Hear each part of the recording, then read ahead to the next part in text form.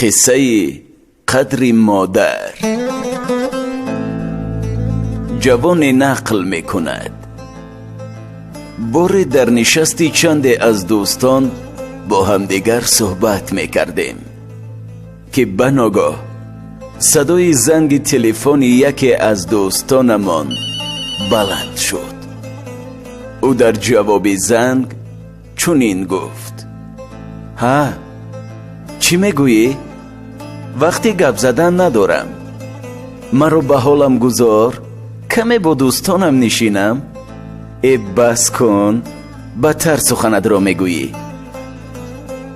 وقتی که این سخنانی سرد را از زبان دوستمان شنیدیم، گمان کردیم که او با دختره یا یکی از دوستانش صحبت میکند. ولی بعد آن که سخنش را به انجام رسانید، به سوی ما نظر کرده گفت: این کمپیر مرا بیزار کرد. بعداً فهمیدیم که آن نفری هم صحبتش مادرش بوده است. او مادرش را تحقیرآمیز ندا کرد. نشست را آرامی فرا گرفت. یک بار صدای به گوشمان رسید. از این صدا به حیرت آمده به اطراف نگریستیم تا بدانیم که این صدای کیست.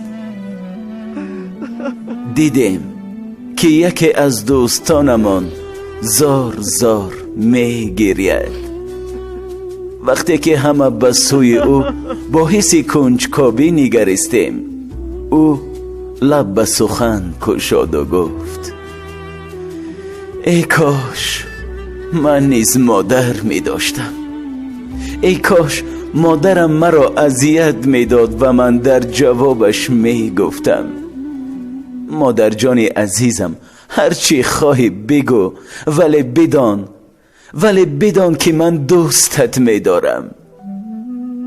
وقتی که این سخنها را شنیدیم، دوست دغل گفتار ما برای دفاع خیش کوشش حرف زدن کرد. ولی ما همگان او را از سخنگویی باز داشته گفتیم: تو سخن مگو، تو حق سخن کردن نداری، زیرا تو به عذر مادرت را رنجانیدی. جوانی که از طرز صحبت فرزند با مادر به گریه افتاد، در روز نخستین تولدش از مادر محروم گردیده است. در روز تولدش مادر جانش را فدای او کرده است. این فرزند هرگاه در دوران کودکی از دوستانش می شنید که می گفتند: مادرم چنین گفت، مادرم چنین کرد، نزد مادرم می روم. متاسفانه او چیزی گفته نمی توانست، چون که مادر نداشت. از این لحاظ او چون دوستانش را می دید که با مادرشان چنین مناسبتی دغل دارند، آتش دلش علنگه می زد و به خانه می در آمد و در کنج آن تلخ تلخ می گریست.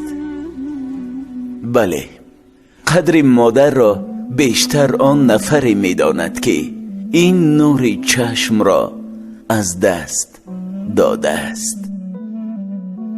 عزیزان دل، مادران را دوست دارید. مادران را دوست دارید.